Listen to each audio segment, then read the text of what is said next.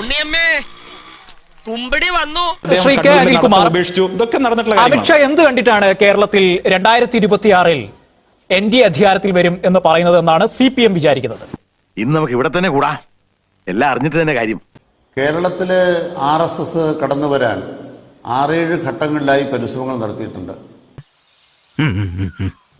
1991 K കരുണാകരന്റെ കാലഘട്ടത്തിലാണ് KG Marar എഴുതിയിട്ടുള്ള പാഴായ പരീക്ഷണം, ഒരു പുസ്തകം തന്നെയുണ്ട്. കോൺഗ്രസും BJPയും കൂടെ എങ്ങനെയാണ് സഖ്യം ചേർന്നത് എന്നതിനെ കുറിച്ചുള്ള വിശദമായ ഒരു പുസ്തകമാണ്. എന്തോ അലമ്പുണ്ടാക്കാൻ വന്നിരിക്കുക. ബഹുമാനപ്പെട്ട സന്ദീപ് വാര്യർക്ക് വേണമെങ്കിൽ കുറെ കൂടെ വിശദാംശങ്ങൾ അതിൽ ചേർക്കാനുണ്ടാവും. അദ്ദേഹത്തിന് നേരിട്ട് അറിവുള്ള കാര്യങ്ങളാണല്ലോ. ഈ വേണ്ടാത്ത കാര്യങ്ങൾ പറയല്ലേ. യഥാർത്ഥത്തിൽ കേരളത്തെ സംബന്ധിച്ചിടത്തോളം ഏറ്റവും വെറുക്കപ്പെട്ട ഒരാളാണ് അമിത്ഷാ എന്നുള്ളത് നമുക്ക് മനസ്സിലാക്കണം. ഭാഷാഭ്രാന്തൻ.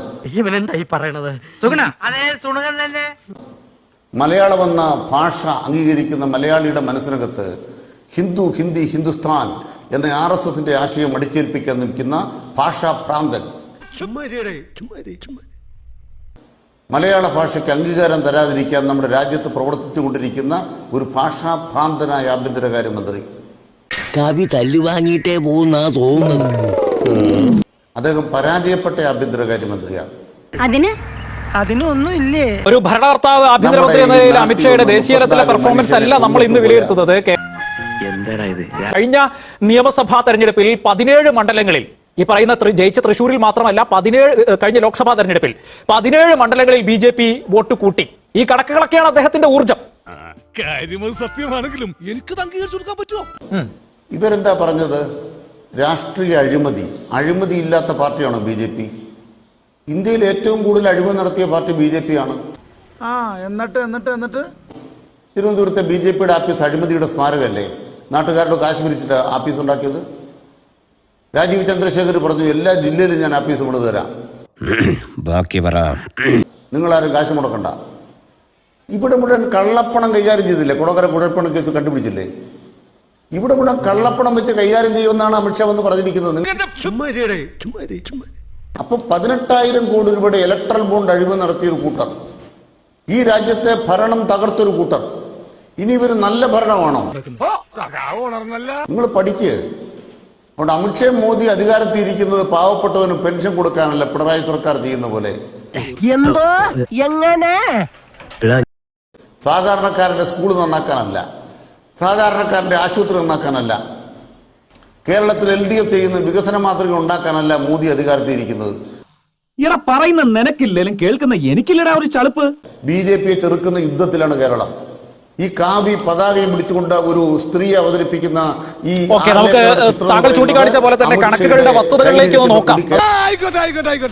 2024 നവംബർ 5-ാം തീയതി CPMന്റെ അന്നത്തെ കേന്ദ്ര കമ്മിറ്റിയിൽ അവതരിപ്പിച്ച കരട് രാഷ്ട്രീയ റിപ്പോർട്ടിനകത്ത് താങ്കൾക്ക് അത് അറിവുള്ളതായിരിക്കും.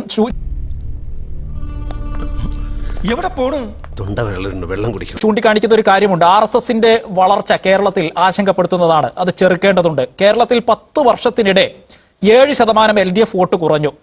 ഇത് വടി കൊടുത്ത് അടി വാങ്ങുന്ന പരിപാടിയാണല്ലോ ബാബു. 2024 എത്തിയപ്പോ അത് 33.35% കുറഞ്ഞു. CPM തന്നെ സ്വയം വിലയിരുത്തിയതാണ്. എങ്ങനെ കാണണം ശ്രീ അനിൽകുമാർ? ഉത്തരം പറ. അതെ, 2 ലോക്സഭാ തെരഞ്ഞെടുപ്പിലും ഞങ്ങളുമായി ബന്ധപ്പെട്ട് ഞങ്ങൾ വിലയിരുത്തി. ആ വിലയിരുത്തിയതിന്റെ അടിസ്ഥാനത്തിൽ ഞങ്ങൾ എന്ത് ചെയ്തു? ഞങ്ങൾ ഹോംവർക്ക് ചെയ്തു. ഭയങ്കരം തന്നെ.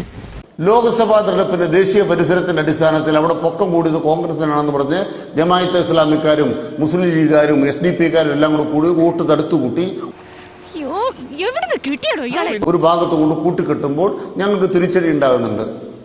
അതൊരു കൃഷിയാണ്. ഞങ്ങൾ ആ കൃഷി പൊളിക്കും. ആ കൃഷി ഞങ്ങൾ പൊളിച്ചു. ചേലക്കരയില് ആണോ? ഭയങ്കര. പാലക്കാട് ചേലക്കരയിൽ നിന്ന് എത്ര കിലോമീറ്റർ അകലുണ്ട്? പക്ഷെ പാലക്കാട്ടെ ബലമല്ല ചേലക്കര വന്നത്. ചേലക്കര ബലം മാറാൻ കാരണം എന്താണ്? ഞങ്ങൾ ആ സ്വയം വിമർശനത്തിന്റെ അടിസ്ഥാനത്തിൽ ആ കൃഷി ഞങ്ങൾ പൊളിച്ചു. അത് പൊളിച്ചു എന്നല്ലേ നിലമ്പൂർ കാണുന്നത്. നിലമ്പൂരെ ബലം എന്താണ്? ലോക്സഭാ തെരഞ്ഞെടുപ്പിൽ ഞങ്ങൾക്ക് കിട്ടിയതിനേക്കാളും 25,000-ത്തിലേറെ വോട്ട് ഞങ്ങൾക്കവിടെ വർദ്ധിപ്പിക്കുകയാണ് ഞങ്ങൾ ചെയ്തത്. സർക്കാരുമായി ബന്ധപ്പെട്ട് ജനങ്ങൾക്ക് നൽകിയിരുന്ന ആനുകൂല്യങ്ങളിൽ കേന്ദ്ര സർക്കാർ പെടലിക്ക് ചവിട്ടിയതുകൊണ്ട് ചില തടസ്സങ്ങൾ വന്നു. കേൾക്കാൻ നല്ല രസമുണ്ട്. നിങ്ങളങ്ങനെ സ്വയം പഠിച്ചതിന്റെ കൂട്ടത്തിലുള്ള ഒരു വഴി കൂടിയാണ് ഞാൻ പറഞ്ഞത്. RSSന്റെ വളർച്ച, BJPയുടെ വളർച്ച കേരളത്തിൽ ഉണ്ട്, അതിനെ ചെറുക്കണം എന്നുകൂടി നിങ്ങൾ പറയുന്നുണ്ട്. അതെ അതെ. ഞാൻ ചോദിക്കുന്ന ഒരു ചോദ്യം എന്താണ്? CPM-നെ തോൽപ്പിക്കാൻ പണ്ട് കോൺഗ്രസിന് ലീഗിനെ മാത്രം മതിയായിരുന്നു. ഇപ്പൊ ലീഗിനെ മാത്രം പോരാ, ജമാഅത്തെ ഇസ്ലാമിയും SDPI-യും. ശരി, എന്റെ ചോദ്യത്തിലേക്ക് താങ്കൾ എത്തുന്നില്ല. ഞാൻ ആൾക്ക് തീരെ വിദ്യാഭ്യാസം വിവരമൊന്നും ഇല്ലേ, വിഡ്ഢിത്തിരെ പറയുള്ളൂ. ലീഗിന്റെ കോണിയെ കയറി കോൺഗ്രസിന് ജയിക്കാനാവാത്ത അവസ്ഥ വരുമ്പോൾ ജമാഅത്തെ ഇസ്ലാമി ഇല്ലെങ്കിൽ ഞങ്ങൾക്ക് ജയിക്കാനാവില്ല എന്നുള്ളത് കൊണ്ടാണ് ജമാഅത്തെ ഇസ്ലാമി മതരാഷ്ട്രീയം ഉപേക്ഷിച്ചു എന്ന് സതീശൻ പറയുന്നത്. ജമാഅത്തെ ഇസ്ലാമി അല്ല ഇന്നത്തെ വിഷയം. എടാ, നീ ശരിക്കും മണ്ടനാണോ അതോ മണ്ടനെ പോലെ അഭിനയിക്കാണോ?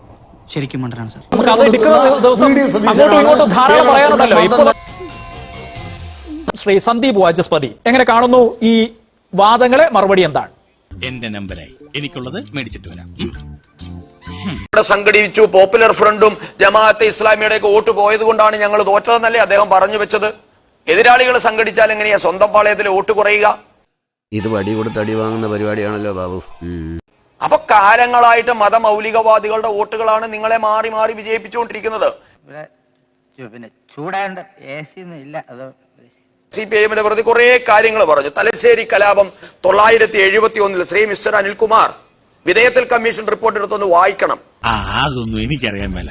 തലശ്ശേരി കലാപത്തെ പറ്റി അതിൽ പറഞ്ഞിട്ടുണ്ട്.